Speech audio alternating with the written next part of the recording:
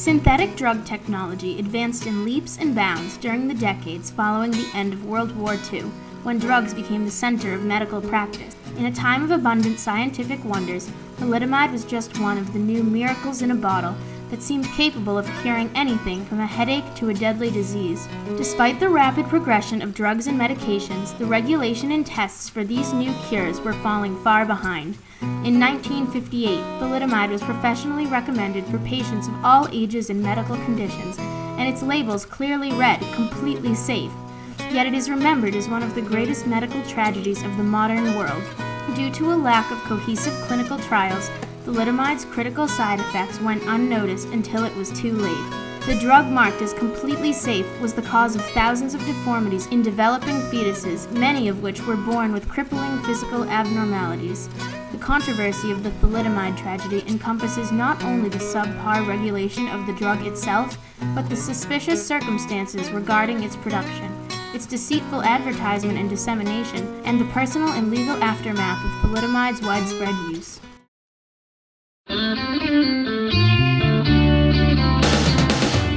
During World War II, scientific and technological venues of the world burst into life with advancements and breakthroughs, and this pattern sustained itself past the end of the war.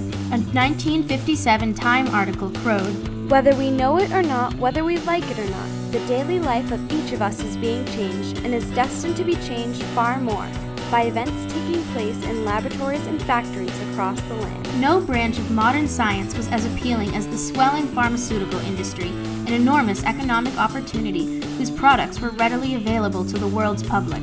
After the horrors of World War II, people were stressed and anxious, and insomnia was a common ailment of the time.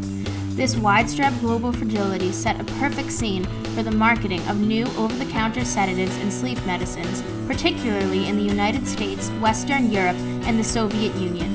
In the 1950s, drugs emerged with promises of endless possibilities. There were new drugs used as tranquilizers and antihypertensives, drugs to treat inflammation, nasal allergies, and asthma, and even drugs to treat mental illnesses such as psychosis. The public was in awe of the advancements in accessible medicine. However, pharmaceutical companies were operating practically unchecked by governments that were unable and unwilling to take precautions against this rapid emergent industry that was neither risk-free nor certain.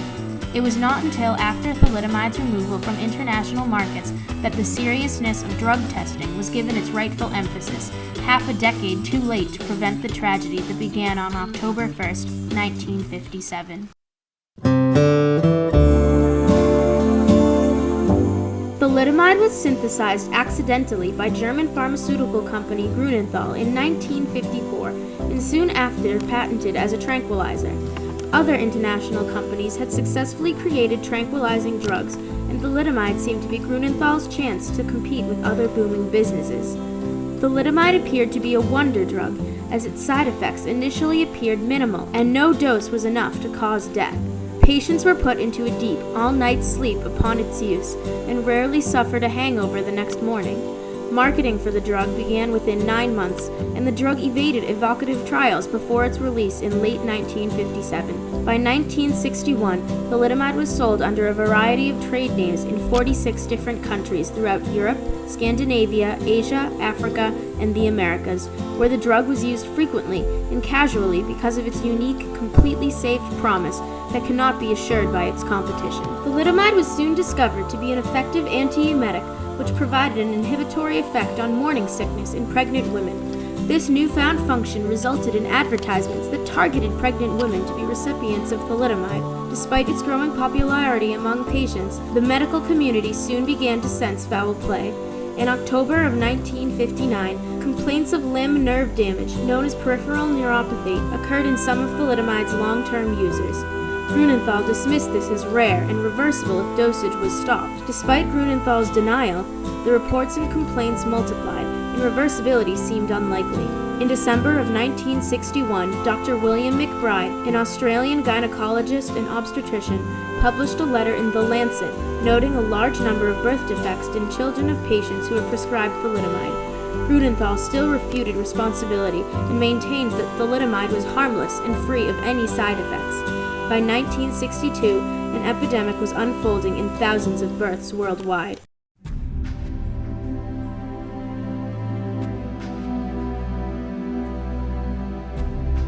This epidemic consisted of phocomelia and amelia, two birth defects that consist of underdeveloped or non-existent limbs. Thalidomide had been revealed as a teratogen, a substance that damages a developing fetus. Doctors delivered several cases of phocomelia and amelia each month. By 1961, its rate exceeded 200 times the normal rate of deformed births. Hospital records showed that the only common link between the malformations was maternal consumption of thalidomide during pregnancy. Dr. William McBride reported, "None of the women had taken any drug during the pregnancy except thalidomide. I was certain in my own mind, though I couldn't yet prove it, that thalidomide was responsible for the malformations." The defects caused by thalidomide included abnormalities of the limbs, ears, eyes, and face, and a variety of internal malformations of the intestines, kidneys, and bladder. There were over 10,000 victims around the world, and only half of them survived infancy. Most of the surviving victims were of a normal range of intelligence, but a few were in a vegetative state with little brain functions. Newspapers, radio, and televisions were alerting pregnant women, warning them not to take the drug. Thalidomide was being banned in an increasing number of hospitals until the Ministry of the Interior officially ordered Grunenthal to remove thalidomide from the market altogether.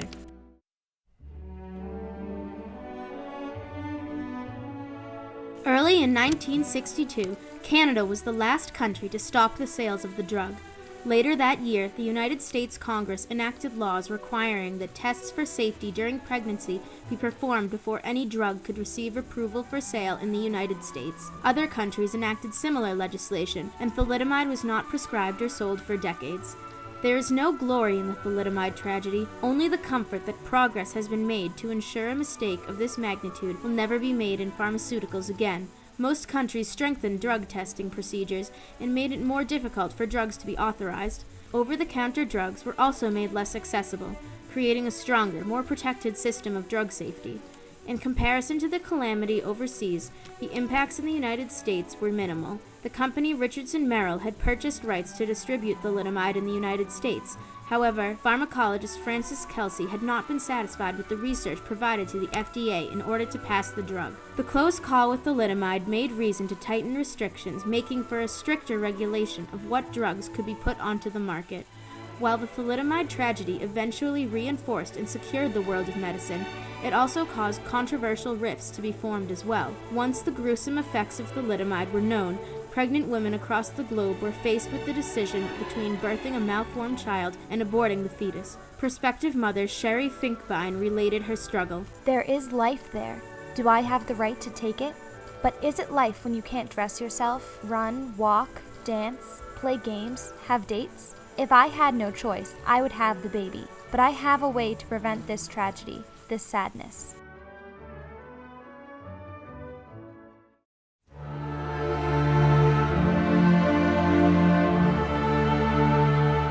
German scientists that discovered thalidomide and haphazardly tested it for side effects are known to have furthered their scientific and chemical experience in the employ of the Nazis and the Third Reich during World War II.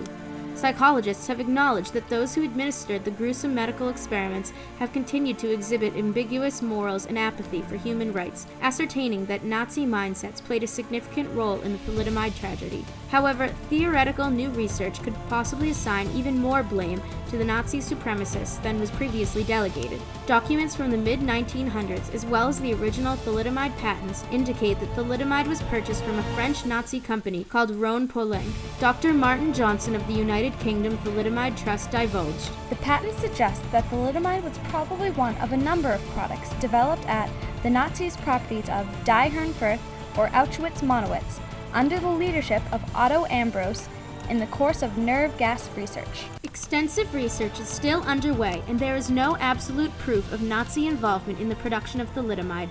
Any absolute confirmation of this theory would result in grave implications for the German government by way of extensive compensations for thalidomide victims. The aftermath of the thalidomide tragedy consisted of familial, financial, and individual struggles for thousands of families of thalidomide victims. Funds began to be set up for the victims in many of the affected countries. Governments of the countries that the babies were born in contributed funds to their care. A trust fund was set up by thalidomide's manufacturers after a campaign in the Sunday Times for victims in the United Kingdom. The victims of thalidomide are the children born with life-altering deformities. Their families, too, were forced to live with the challenges of raising such seriously handicapped children, as well as shouldering the resentment of the companies that deceitfully distributed thalidomide. The victims required lifelong physical therapy and medical attention, day-to-day assistance, and often machinery to substitute the abilities to complete simple tasks. A mother of a thalidomide victim described the horrors of her son's necessary but traumatic therapy. I used to stand outside the room and hear him scream while the therapist stretched his arms. If Grunenthal had taken action when the complaints of limb nerve damage began pouring in, then the number affected by the more serious side effects would have been minimized. Despite their deliberate lethargy, no one was held responsible for the thalidomide tragedy. It was not until January of 2010 that an apology was issued by the United Kingdom. Health Minister Mike O'Brien announced the government's sincere regret and sympathy, as well as an appropriation of £20 million of government funds to go to the Thalidomide Trust in order to help meet the victims' needs throughout the rest of their lives. A thalidomide victim and campaigner named Guy Tweedy expressed his gratitude. It's an apology not just to the thalidomide victims, but to the parents who lost their children in the early days. I'm highly delighted and so glad it actually came. 50 years too late, but never mind.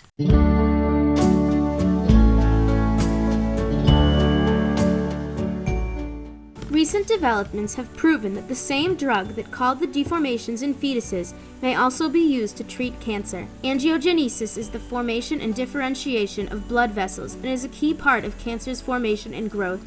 It was recently shown in 1999 that the teratogenicity of thalidomide correlates with its ability to block angiogenesis, therefore constraining fetal development as well as treating cancers and other afflictions. Thalidomide was first tested in humans in 1996 for the treatment of multiple myeloma, a blood and bone marrow cancer.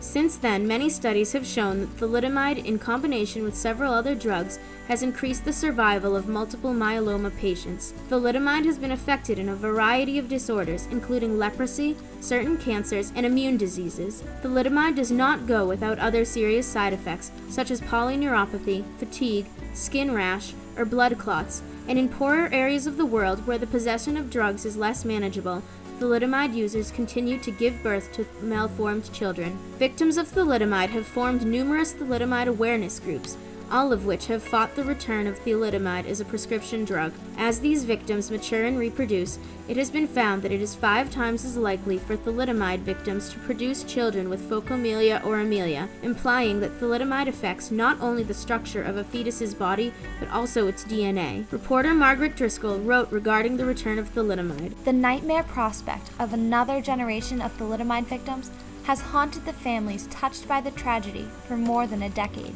The controversy continues to rage over whether a drug that has had so many horrible effects should be allowed to be used again, regardless of what the potential cures it may hold.